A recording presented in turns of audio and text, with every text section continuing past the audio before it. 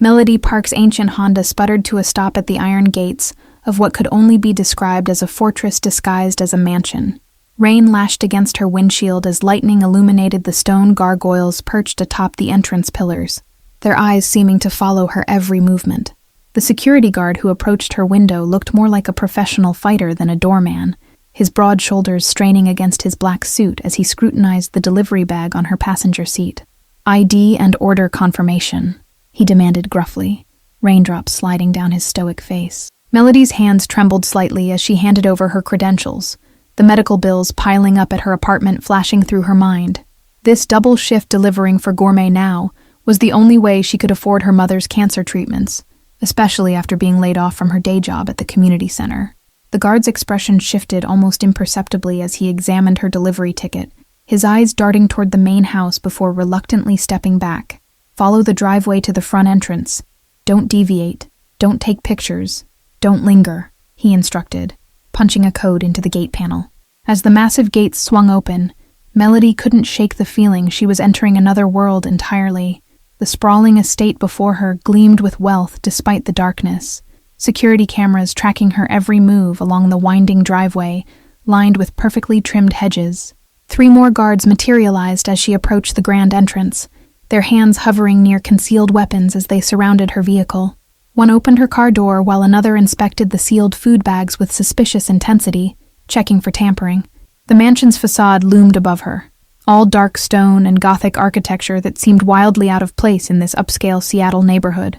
Lightning flashed again, revealing windows that seemed more like watching eyes than architectural features. "Arms out," instructed a female guard with a facial scar, efficiently patting Melody down before nodding toward the massive double doors. "The kitchen entrance is around back, but tonight you'll deliver directly to the main hall due to circumstances." Melody clutched the insulated food bags against her chest like a shield as they escorted her up marble steps slick with rain. The door swung open to reveal an opulent foyer that could have housed her entire apartment building, crystal chandeliers casting rainbow prisms across polished floors. A crash from deeper within the house made all the guards tense simultaneously, hands moving to weapons as shouting echoed through the cavernous space. Melody froze, heart hammering against her ribs as the sounds of destruction grew louder. "Get down!" a deep voice commanded from somewhere nearby, followed by what sounded like expensive porcelain shattering against a wall. The guards exchanged meaningful glances that did nothing to calm Melody's growing panic. The female guard grabbed Melody's arm, her grip firm but not painful. "Stay here, don't move, don't speak unless spoken to," she instructed, her expression revealing nothing as another crash reverberated through the mansion. A man's anguished scream pierced the air, followed by unintelligible words and more breaking objects. "He's been like this for hours," whispered one guard to another, clearly forgetting Melody could hear every word in the echoing foyer. Through the archway ahead, Melody glimpsed a flurry of movement, men in suits attempting to corner someone, furniture overturned, and a tall figure standing apart from the chaos, his silhouette radiating unmistakable authority despite the turmoil surrounding him. "$3,000 for whoever can calm him down," the commanding figure shouted, desperation evident in his voice as something else shattered against the wall. Melody clutched the food bags tighter, rooted to the spot as fear and curiosity waged war within her. The scene that greeted Melody as she was reluctantly ushered forward defied all expectations. A young man, perhaps 19 or 20, was crouched in the corner of a devastated living room. His hands covered his ears while rocking violently back and forth, surrounded by shards of what had once been priceless artifacts. 4 burly men stood at a careful distance, clearly unsure how to proceed as the young man let out another heart-wrenching scream. "Noise, noise, noise!" he cried, his elegant clothes disheveled and tear-stained, eyes squeezed shut against whatever storm raged inside his mind. The authoritative figure Melody had glimpsed earlier emerged fully into view, a man in his 40s with silver threading through his dark hair, his expensive suit impeccable despite the chaos. His face was a battlefield of emotions, frustration, worry, and unmistakable fear as he watched the young man's distress. "He hasn't slept in 2 days," explained the older man without looking at Melody, speaking as if to himself. "The thunderstorm triggered him, and none of his usual techniques are working." His hands clenched and unclenched at his sides, powerlessness radiating from his tense shoulders. The young man suddenly hurled himself backward, skull nearly connecting with the marble wall, before one of the guards lunged forward to cushion the impact. "Don't touch me!" screamed the young man, recoiling violently and scrambling further into his corner like a wounded animal. A crystal decanter exploded against the floor as the young man's flailing foot connected with a side table, sending liquid amber splashing across imported rugs. The older man winced, though Melody suspected it was his son's distress rather than the destroyed antiques causing his pain. "Where's his medication?" demanded the silver-haired man, desperation edging into his voice as he turned to a woman in scrubs hovering uncertainly near the doorway. Her answer was lost beneath another anguished cry from the young man, whose rocking had intensified to alarming speeds. The food bags in Melody's arms suddenly felt impossibly heavy as understanding dawned. This wasn't a tantrum or drug-induced episode, but a sensory meltdown. The guards' attempts to approach only triggered more distress, their looming presence clearly exacerbating the situation. Without conscious thought, Melody placed the food bags on a nearby console and began removing her rain-soaked jacket and shoes. The guards turned toward her with expressions ranging from confusion to suspicion, but she ignored them, focused entirely on what needed to be done. "What are you doing?" the silver-haired man demanded, stepping between Melody and his son with unmistakable protective intent. His eyes were dark with suspicion and a hint of danger that sent shivers down her spine. "Your son is having a sensory overload," Melody explained softly, keeping her voice calm and even. "The storm, the lights, people touching him, loud voices, everything is too much right now." She gestured toward the blazing chandelier overhead and the multiple bodies crowding the space. The man's eyes narrowed dangerously, his voice dropping to a threatening whisper. "How do you know he's my son? Who sent you here?" His hand moved slightly, and Melody noticed with horror how the guards subtly shifted their stances in response. "Nobody sent me," she replied, struggling to keep her voice steady. "I've worked with autistic children at the community center for years, and my younger brother has similar meltdowns during storms." She nodded toward the young man still rocking in the corner, covering his ears. Recognition flickered across the man's face, followed by the faintest glimmer of hope. "What do you suggest?" he asked after a moment of consideration, his earlier suspicion not entirely gone, but temporarily overshadowed by parental concern. "First, we need fewer people, dimmer lights, and complete silence," Melody instructed, surprised by her own boldness as she addressed the intimidating figure before her. "He's overwhelmed by sensory input right now. We need to reduce it immediately." The silver-haired man, who had curtly introduced himself as Gabriel, studied Melody for several heartbeats before making a swift decision. With a series of hand gestures that required no words, he dismissed all but 2 guards from the room, had the chandelier dimmed to its lowest setting, and silenced the classical music playing faintly in the background. Melody approached Gabriel's son slowly, making her movements deliberate and predictable, as she settled on the floor several feet away from him. Rather than attempting to establish eye contact or physical touch, she simply matched his rocking rhythm, creating a visual connection without invasion. Gabriel watched with barely concealed disbelief as his son's frantic rocking gradually slowed, his screams fading to whimpers as Melody's gentle presence registered in his awareness. The young man's fingers remained pressed against his ears, but his eyes opened briefly to glance at the stranger mirroring his movements. "My name is Melody," she said in a hushed, melodic voice that carried just enough to be heard. "I'm going to sit here with you until the storm passes, Lucas." She had caught his name when one of the guards had attempted to calm him earlier, using it now with deliberate gentleness. Lucas continued rocking, but his movements became less frantic as Melody began humming a simple, repetitive tune, something her brother had always responded to during his worst meltdowns. The vibration seemed to capture Lucas's attention, his breathing slowing incrementally as minutes passed. When Lucas finally dropped his hands from his ears, Melody reached into her pocket and produced a small fidget cube, a prized possession she carried everywhere for her brother's unexpected visits. Without speaking, she placed it halfway between them on the floor, making no move to force it upon him. Lucas's eyes darted between the cube and Melody's face, wariness still evident in his tense posture. "It helps sometimes," she explained softly, demonstrating how the different sides clicked, spun, and glided beneath her fingers before setting it down again between them. Gabriel remained frozen near the doorway, his expression unreadable as he witnessed the gradual transformation happening before him. The guards beside him looked equally stunned, one actually dropping his professional facade enough to let his jaw slacken in disbelief. After what seemed like an eternity, Lucas cautiously reached for the fidget cube, his fingers closing around it with unexpected gentleness. Melody smiled encouragingly, but didn't speak, allowing him the space to explore the object at his own pace without expectations or demands. "The pressure," Lucas whispered suddenly, his first coherent words since Melody had entered the room. His hand moved from the cube to press against his own chest.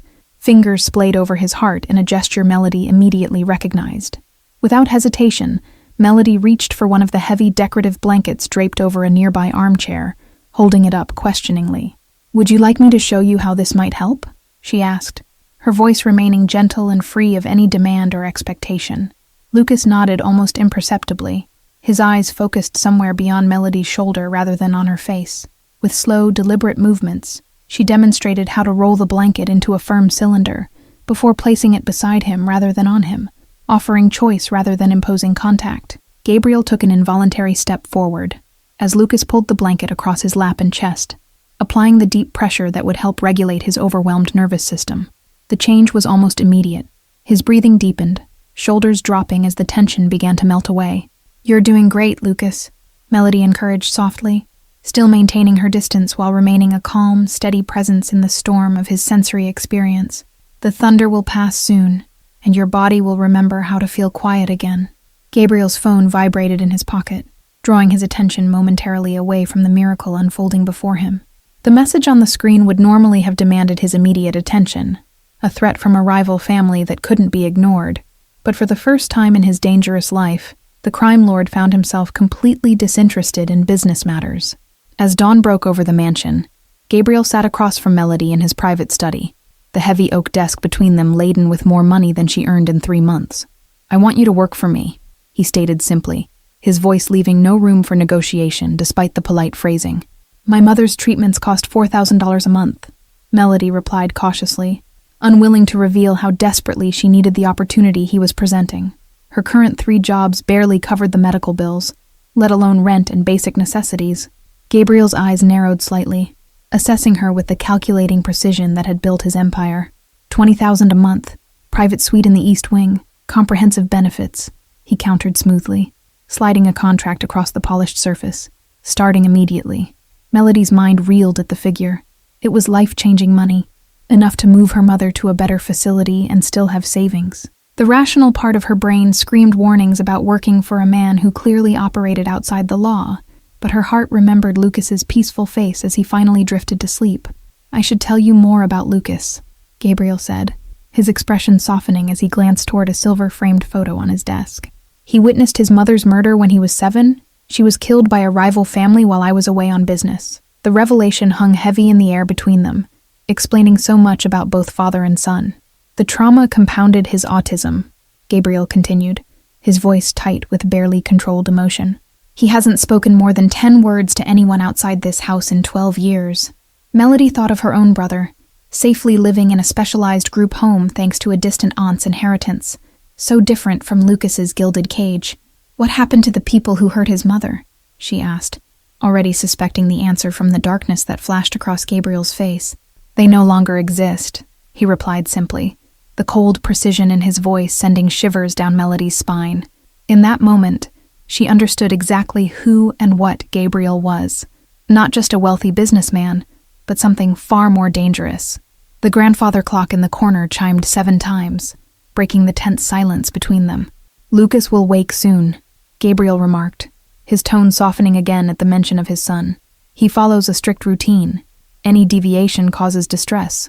Melody considered her options, weighing moral qualms against practical realities as Gabriel waited patiently for her decision.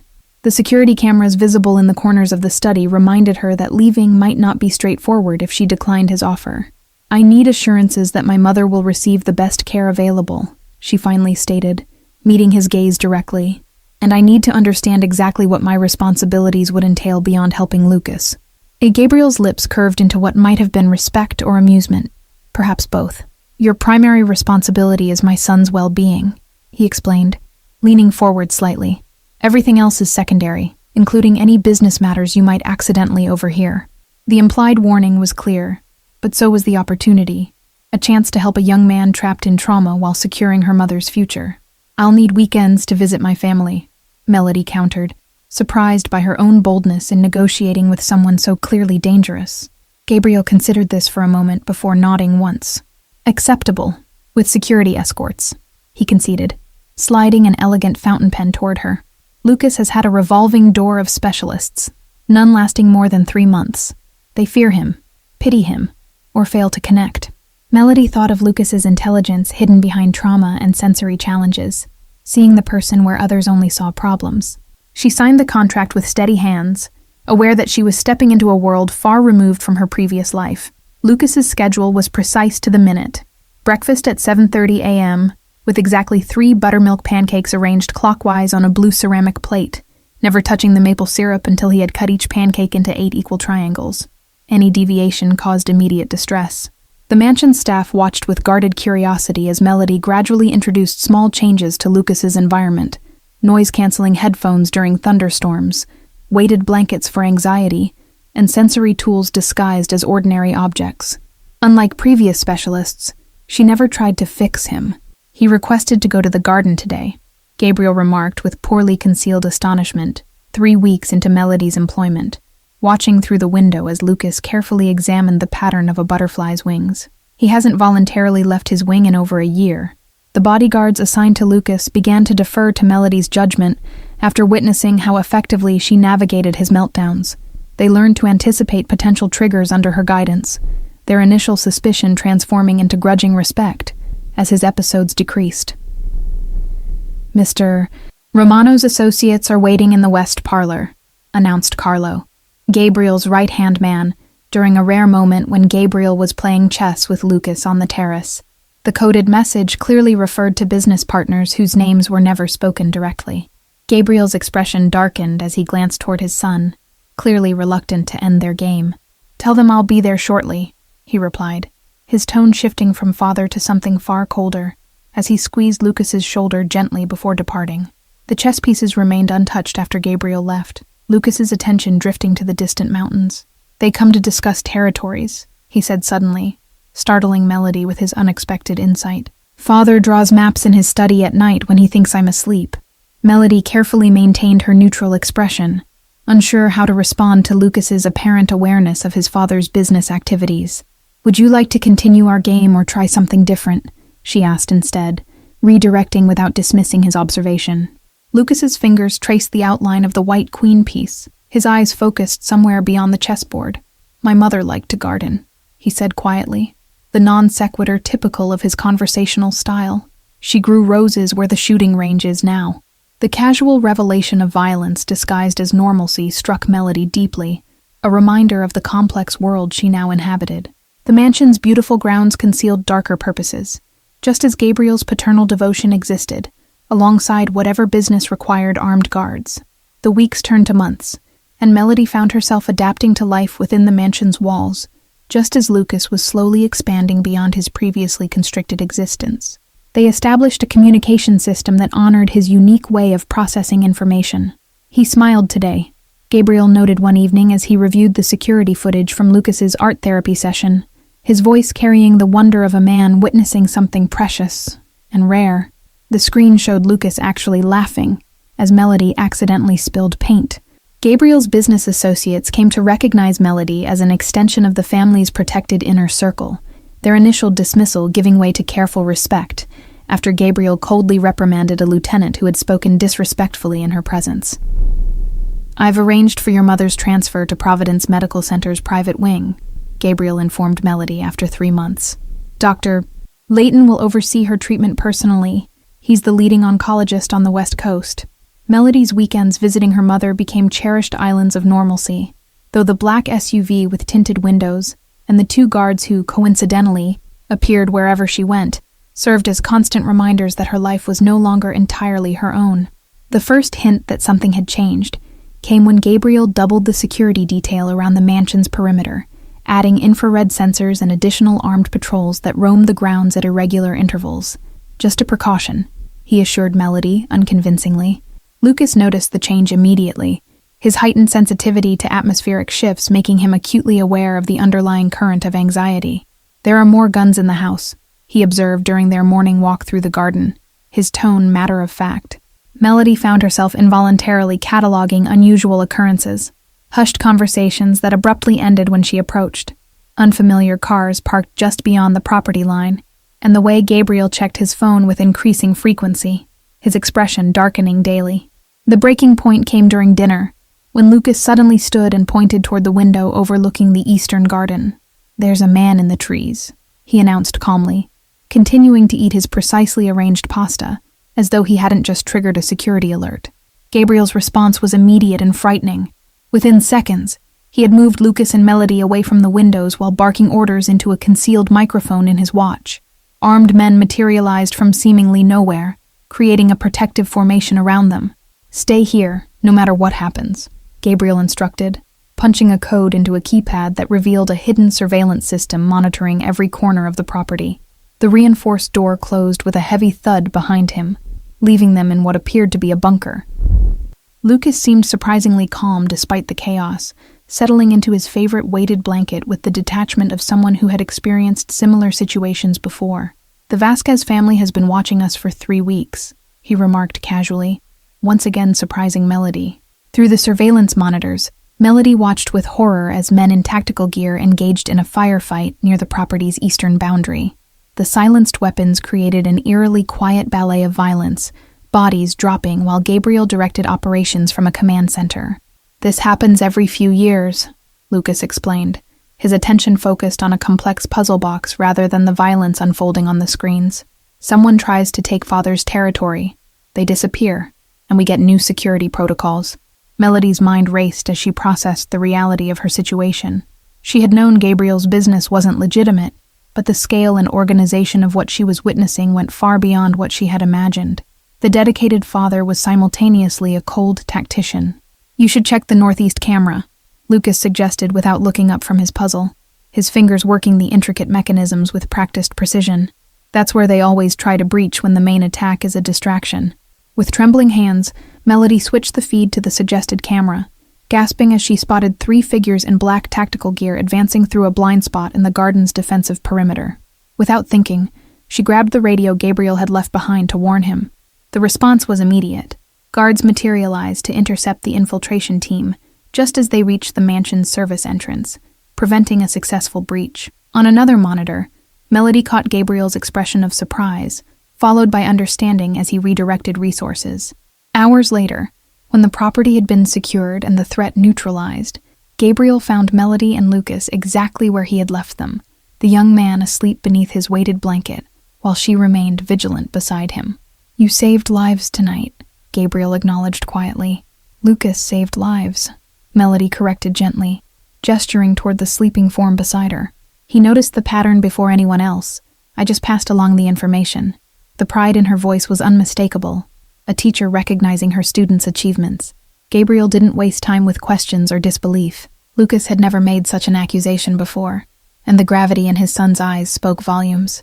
"We're having a family dinner tonight," he announced calmly, his voice betraying none of the turmoil Melody could see in his eyes.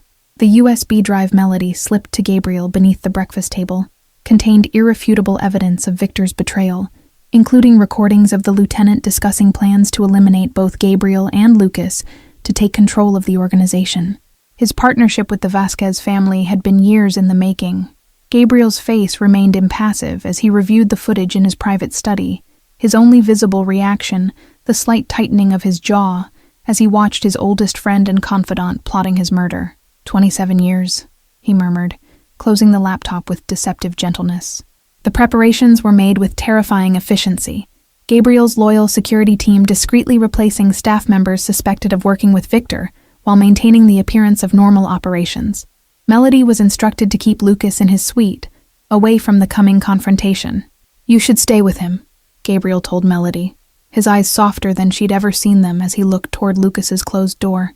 "Whatever happens tonight, he trusts you more than anyone else in this house, perhaps more than he's ever trusted anyone." The rare display of vulnerability from the normally stoic crime lord caught Melody off guard, forcing her to confront the complex reality of her feelings toward both father and son. She had long since stopped seeing them as employer and charge, instead viewing them as something dangerously close to family. Lucas refused to remain in his room despite Gabriel's instructions, insisting on joining the dinner with uncharacteristic determination. "Victor will only make his move if both of us are present," he explained with unsettling clarity. "He needs to eliminate the entire Castillo line at once." The formal dining room felt like a stage set for a particularly deadly play, crystal glasses reflecting the chandelier light as Gabriel's most trusted lieutenants gathered around the massive oak table. Victor arrived exactly on time, his practiced smile never reaching his cold eyes.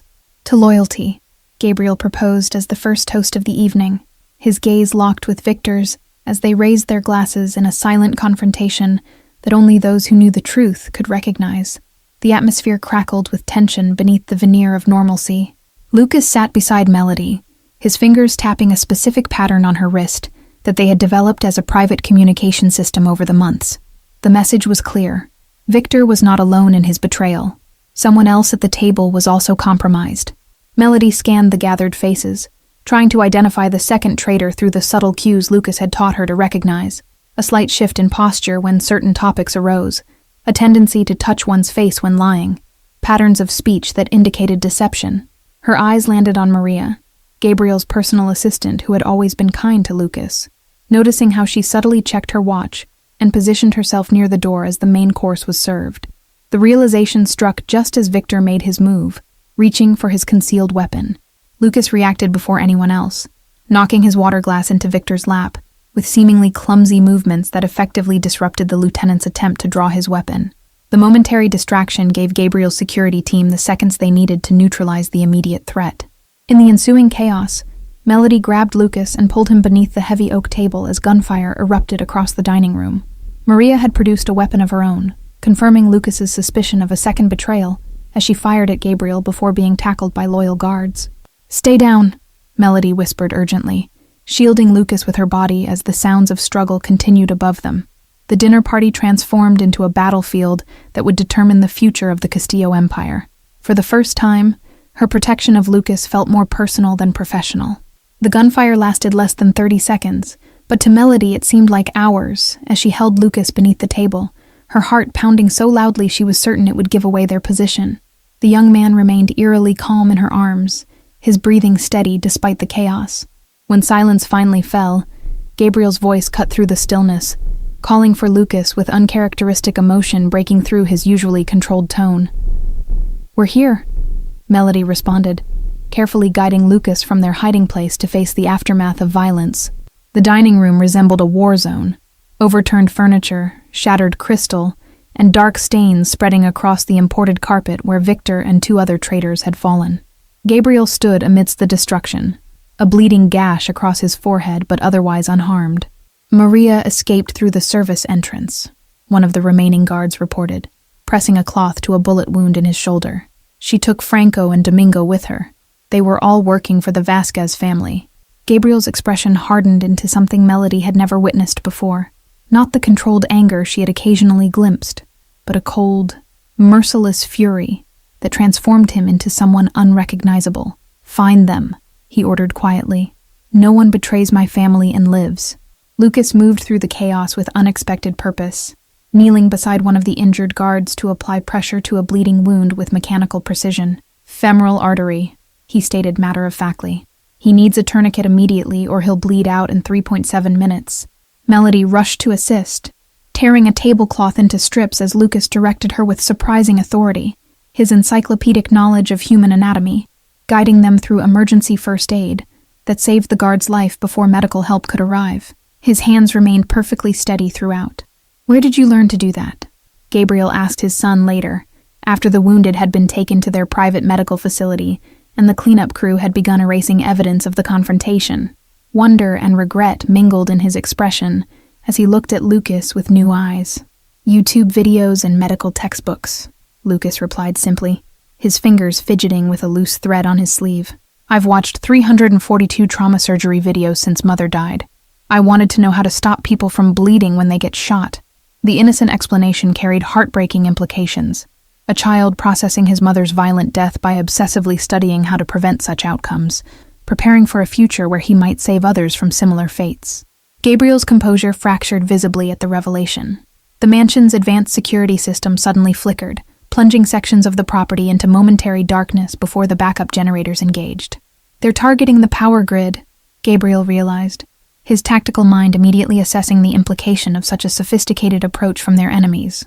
Lucas moved to the security console with unexpected confidence, his fingers flying across the keyboard to activate redundant systems even Gabriel hadn't known existed. "I reconfigured the mansion's defense protocols last month," he explained matter-of-factly, bringing up camera feeds from blind spots that shouldn't have been monitored. Melody watched in astonishment as Lucas's modifications revealed 3 separate infiltration teams already breaching the outer perimeter, using routes that would have been invisible to the standard security system. The young man who struggled with basic social interaction had secretly created a defensive masterpiece that might now save all their lives. Security alerts interrupted the moment, reports flooding in of Vasquez family members approaching the estate boundaries in what appeared to be a coordinated attack. With their inside informants exposed, the rival family had abandoned subtlety in favor of overwhelming force. "Get Lucas to the panic room," Gabriel instructed Melody, already moving toward his private armory as alarms blared throughout the mansion. "Emergency Protocol Delta. If I don't return within 6 hours, the helicopter on the East Pad will take you both to the safe house in Vancouver." Lucas refused to move, his usually compliant behavior replaced by unexpected defiance. "They'll breach the south wall first because the rainwater drainage system creates a structural weakness," he announced with absolute certainty. "But they don't know about the underground tunnels Father built last year." Gabriel froze, turning to stare at his son with newfound understanding dawning across his features. The tactical assessment was professional level, revealing how much Lucas had absorbed simply by watching and listening over the years, cataloging information others assumed he couldn't comprehend. "The tunnels lead to the boathouse," Lucas continued, already moving toward the hidden entrance behind the fireplace in Gabriel's study. "We can flank them from the water approach while they focus on the main gates. They'll never expect a counterattack from that direction." The plan was both brilliant and terrifying, not just because of its tactical soundness, but because it came from Lucas, who had never before demonstrated such strategic thinking or willingness to engage directly with his father's dangerous world. Melody saw both pride and fear battle in Gabriel's eyes. The Vasquez family's attack failed spectacularly, their forces caught in the unexpected pincer movement Lucas had orchestrated using his father's resources and his own uncanny understanding of tactical weaknesses. By dawn, the rival organization had been decimated, their leadership captured or eliminated. "You have your mother's mind," Gabriel told Lucas quietly, as they watched the sunrise from the mansion's eastern terrace, the property secure once more, though bearing the scars of battle. "She could always see the patterns others missed. It's why I fell in love with her despite our family's hatred." Lucas processed this new information about his mother with visible interest, adding it to his carefully constructed internal catalog of memories and facts about the woman he had lost too young. "Would she approve of what we've become?" he asked with uncharacteristic directness, his question striking at the heart of Gabriel's carefully constructed world. The question hung between them, forcing Gabriel to confront truths he had avoided for years: how far he had strayed from the man his wife had loved, how thoroughly he had immersed their son in a world of violence despite his best intentions to keep Lucas separate from the business. "No," Gabriel finally admitted, the single syllable carrying the weight of years of regret. "Your mother wanted us to leave this life behind. We were planning our exit strategy when she was killed." The confession seemed to physically age him, shoulders slumping under invisible burdens. Melody watched the exchange from a respectful distance, understanding that she was witnessing a pivotal moment between father and son. The vulnerability Gabriel displayed with Lucas was something she suspected few had ever seen from the notorious crime lord. "We could still leave," Lucas suggested with the straightforward logic that characterized his thinking. "The Vasquez family is gone. Victor's network is exposed, and you have enough money in the Cayman accounts to disappear completely." His matter-of-fact delivery couldn't disguise the longing in his voice. Gabriel's expression shifted through multiple emotions: surprise at Lucas's knowledge of the offshore accounts, consideration of the possibility he'd long abandoned, and finally, a tentative hope that Melody had never before seen on his face. "It would mean starting over completely," he cautioned. "I want to study marine biology," Lucas announced unexpectedly, pulling up images of ocean ecosystems on his tablet. "The coral reefs in Australia have 1,625 species of fish, and I've memorized 1,342 of them already." His eyes shone with genuine passion that transcended his usual factual recitations. Gabriel's face softened with a poignant mixture of joy and regret. In all their years together, he had never known his son harbored dreams beyond the gilded cage he'd built to protect him. The Great Barrier Reef is certainly an option, he conceded, adding another potential location to their escape plan. Melody felt a rush of emotion as she watched this transformation unfold before her eyes. The feared Mafia boss and his remarkable son, planning a future centered around university research and coral reefs rather than territory disputes and rival families. The simple humanity of their discussion struck her more powerfully than any of the violence they'd survived together. "I've compiled a comprehensive exit strategy," Lucas continued, producing a tablet from his ever-present backpack and displaying a meticulously organized flowchart. "New identities, asset transfers through untraceable channels, property acquisitions in 5 potential locations, all with suitable medical facilities for Mom." The casual inclusion of Melody's mother in his plans stopped her heart momentarily, the implication clear. In Lucas's mind, she was coming with them if they left. More surprising was Gabriel's lack of objection, his eyes meeting hers briefly with an unspoken question that made her pulse quicken.